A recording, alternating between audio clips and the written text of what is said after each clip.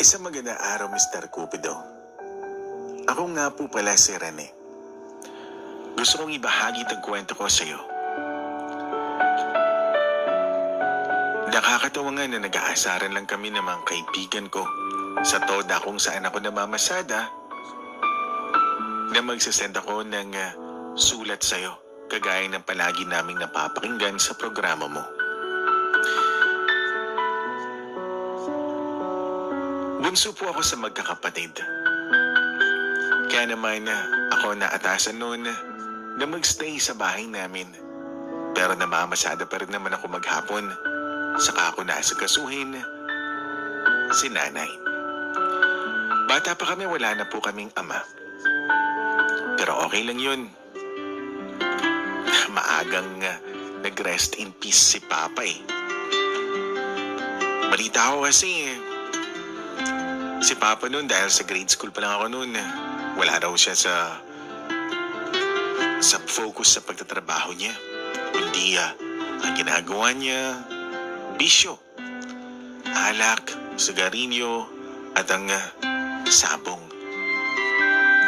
Dahilan daw yun kaya maaga siyang natigok, gaya ng pagjo-joke ng mga kaibigan at mga kamag-anakan namin. Kaya naman, tinanto ko noon sa isipan ko na hindi ako maninigarilyo. Hindi rin ako iinom ng alak dahil ayoko agad na makita si San Pedro.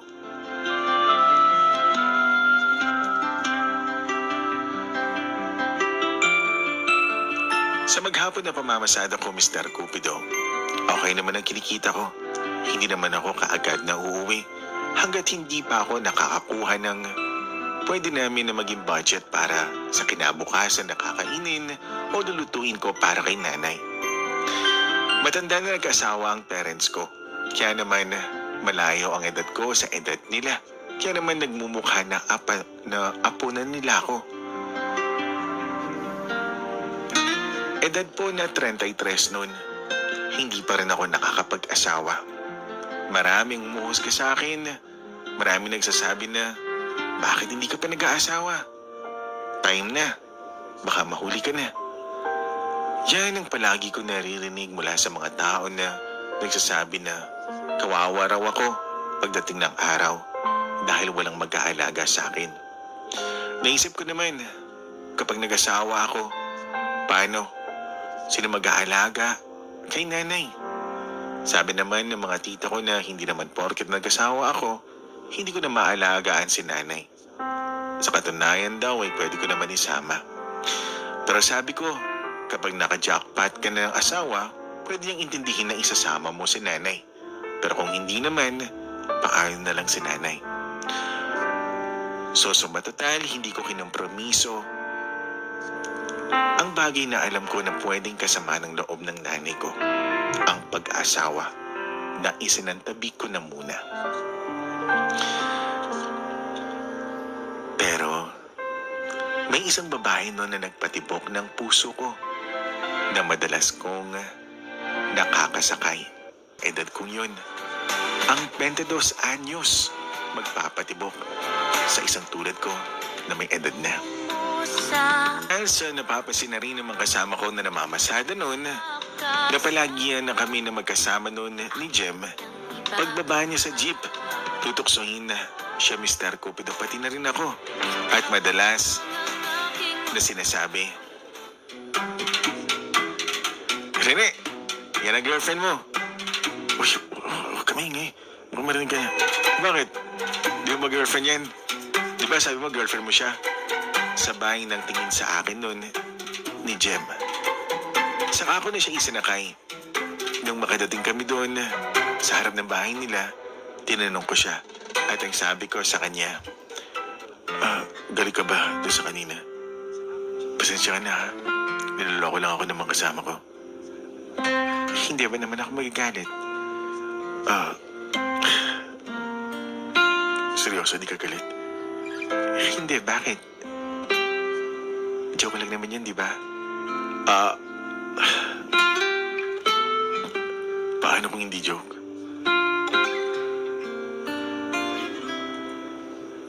Anong ibig mo sabihin? Wala. Hindi nga anong ibig mo sabihin. Ah, paano kung sabihin ko na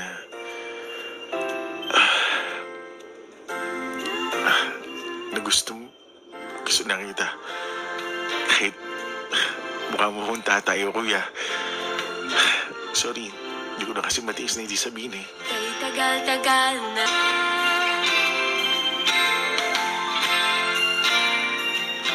17 taon ni Mr. Cupido ang agwat namin.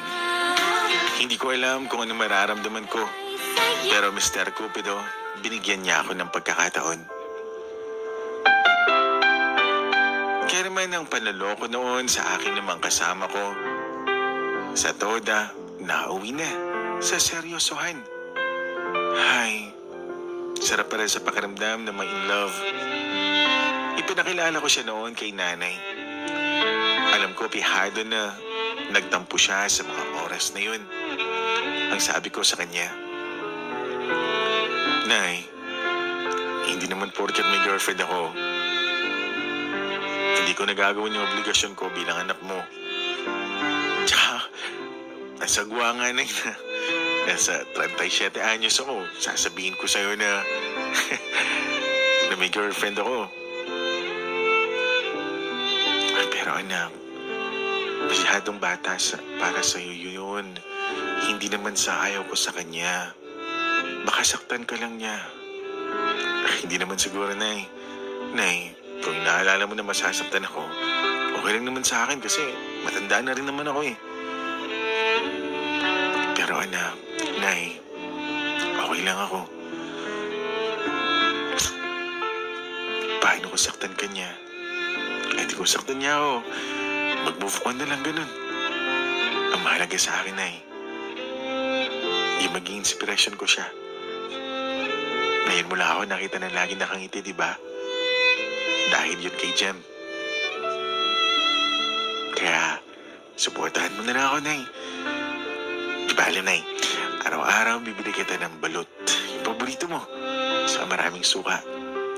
Ni Mang Tommy. Ngiti na, Nay. Sige na. Paano ako mamamasada kung nakasimangot ka na naman? Sige na.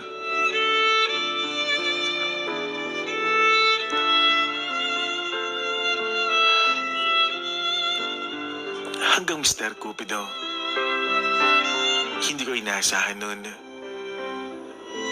na ang gagawa ng unang move para may mangyari sa amin nun ay si Jem.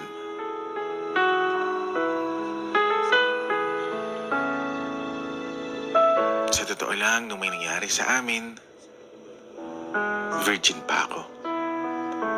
Anak ng tinapa, no, Mr. Cupido? 37 anyos, virgin pa. Yan ang pagtao ko na lang sa sarili ko. Pero hindi ko naman yun sinabi kay Jem. Siguro kung nakinig siya ngayon, malalaman na niya na nung may nangyari sa amin sa unang pagkakataon,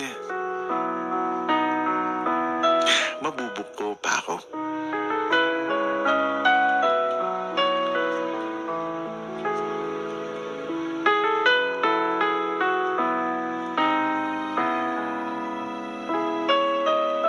Hanggang dumating yung araw na nabuntis ko po si Jem. Naisip ko nun, sa edad ko, hindi pa pala ako expired. Akala ko, wala nang silbi. Etong, alam mo na, meron pa pala. At yun, ang anak ko. Ako nun, magiging okay ang lahat. Akala ko lang pala yun. Dahil sa mga sumunod na nangyari nun, ganito po.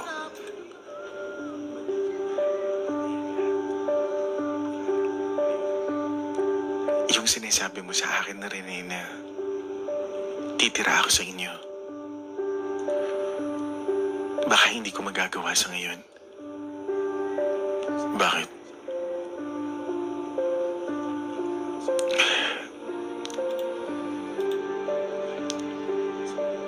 Rene, kailangan na natin maghiwalay. alam mo naman na magandang trabaho ko.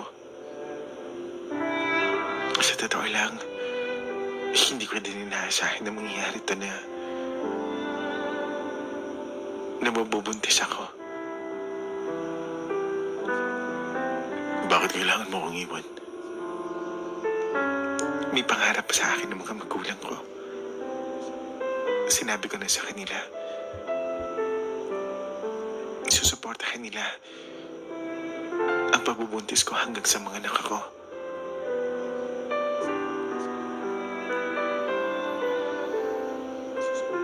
Tapos, kailangan natin maghiwalay. Ayoko na hamakin ka ng mga magulang ko. Okay lang naman na hamakin nila ako eh. Hindi naman masakit yun eh. Mas masakit yung iwan mo ako. Rene, Jim, masakit yung gusto mo. Alam ko nung una pa lamang hindi tayo bagay. Kasi ikaw maganda trabaho mo. Ako, namamasada lang ako. Alam ko hindi mo ako may pagmamalaki sa mga magulang mo. Kasi simula noon hanggang ngayon, di mo pa ako nagpapakilala sa kanila. Pero never ako nag-demand sa'yo. Pero yung iman mo ako, Jem, para lamang doon sa sinasabi mo na baka hamakin ako ng mga magulang mo, mababaw na dahilan yun. Rene, ayoko nang magpaliwanag. Buo na ang desisyon ko. Palalakihin ko yung bata na mag-isa. At hindi kita hinaobliga sa lahat.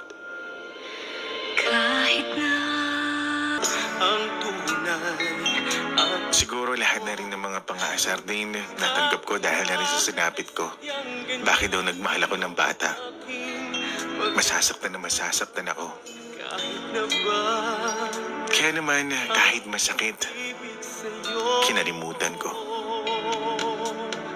kung alam Naalala ko pa nga, na may baka pala awang-awa sa akin noon si nanay. Nung nakita niya ako na umiyak habang kumakain. Naisip mo na naman siya, anak. Hindi, Nay. Umiyak ka eh. Hindi. Ba naman ako iyak? Naalala ko lang yung araw na to, Nay. Kahit 2 taon na yung nakakaraan, ito sana yung araw na masaselebrate kami ng anniversary namin. Kalaki na siguro ng anak ko, Nay. Hirap na mula may pagmamalaki na. Pero okay lang. Naisip ko na lang na at least wala akong obligasyon. At least, Nay, makakapamasada ako at kapag namasada ako, ikaw lang yung asikasuhin ko.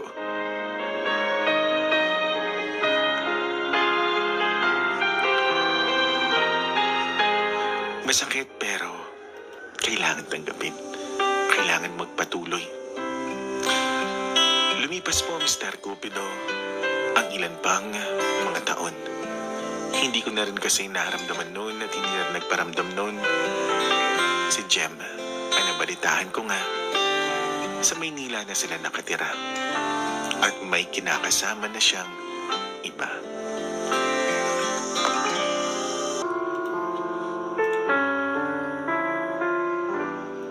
Lumipas pong maraming taon hanggang sa 52 years old na po ako. Single pa rin.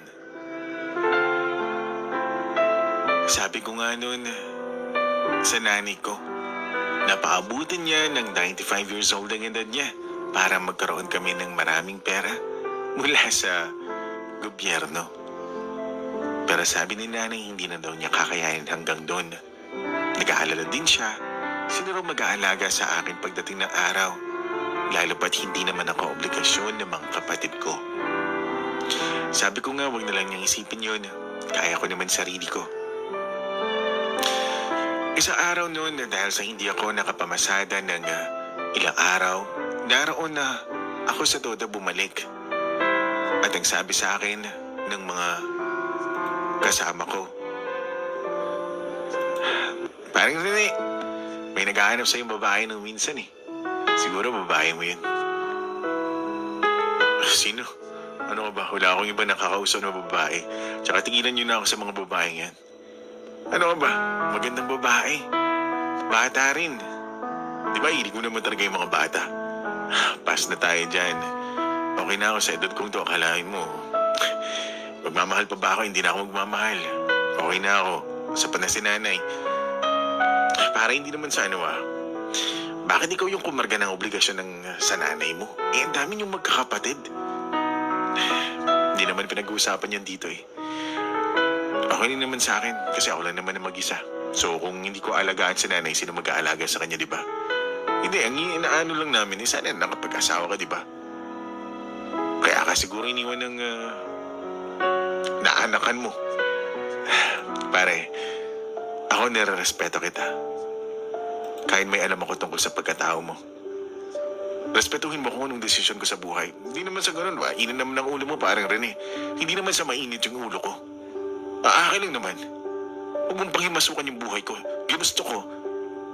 Kung ano man ang estado ko ngayon, kung aalagaan ko nanay ko, wala ka nang pakialam sa buhay ko. Dahil hindi ko kailanman pinakalaman yung buhay mo.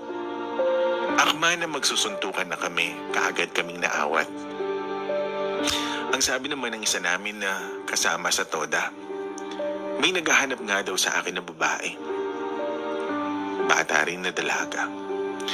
Hay, bakit kaya lapitin ako ng mga bata?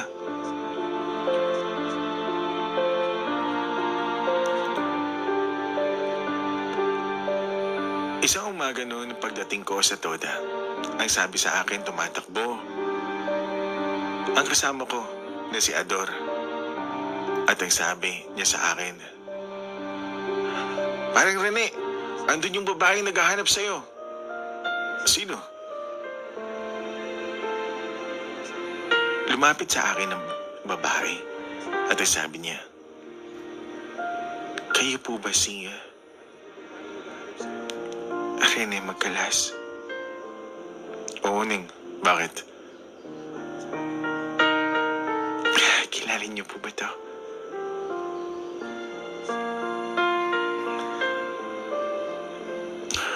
Oo. Ano mo siya? Mama ko po.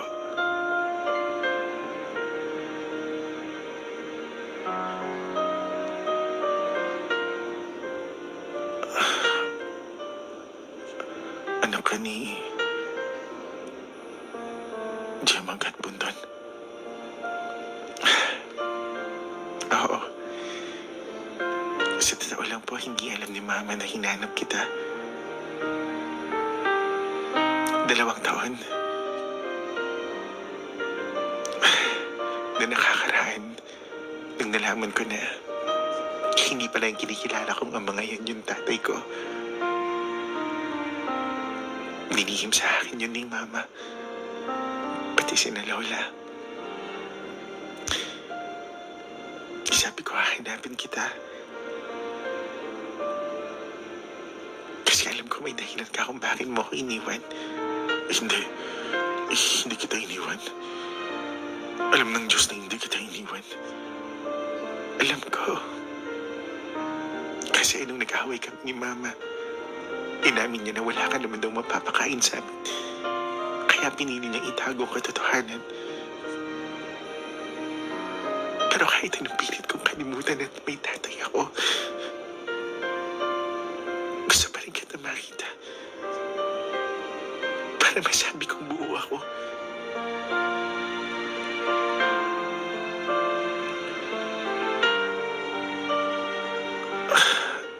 Anak. Papa. Puso ko'y binilag mo. Naramdaman ko ang halaga ko bilang isang tao. Inalagahan ako ng anak ko kahit alam niya na pwede magalit ang mama niya at ang stepdad niya. 16 years old siya nung makilala ko. Lumipas po ang 2 taon at ang sabi niya noon sa akin nung pinasyalan niya ako, Papa, buksan mo to. Sabay nang abot niya sa akin ng regalo. Para saan to? Yan ay susuotin mo. Susuotin saan?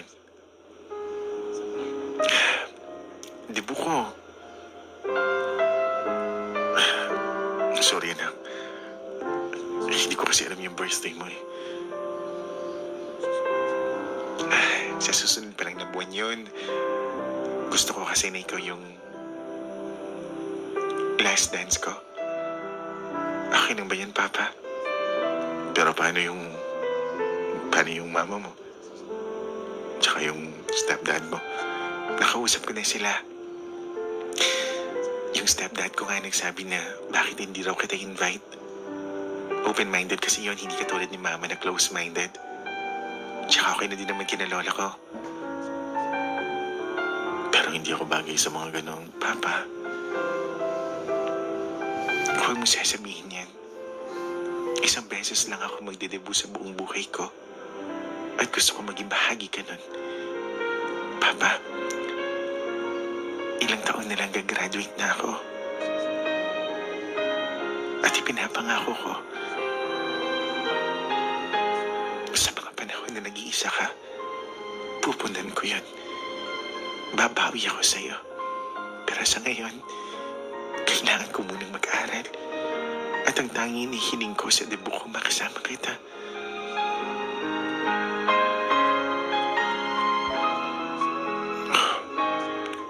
Makakatanggi pa ba ako? Yan ang papa ko. Salamat. Hindi man kami literal na magkasama ng anak ko sa punto na sinusulat ko tong sulat ko. Pero Mr. Cupido, masasabi ko na punong-puno ng kaligayahan ng puso ko. At ganoon din ang kaligayahan na nararamdaman ni nanay para sa akin. Dahil sa muling pagkakadugtong ng kwento naming dalawa ng anak ko. Akala ko habang buhay akong mag-iisa. Pero hindi pala. Sana itong kwento ko'y may bahagi mo sa inyong programa at makapagbigay ng aral sa inyo po lahat. Muli, magandang araw Mr. Cupido at pagpalain ka nawa ng Diyos. Nagmamahal, Rene Magkalas.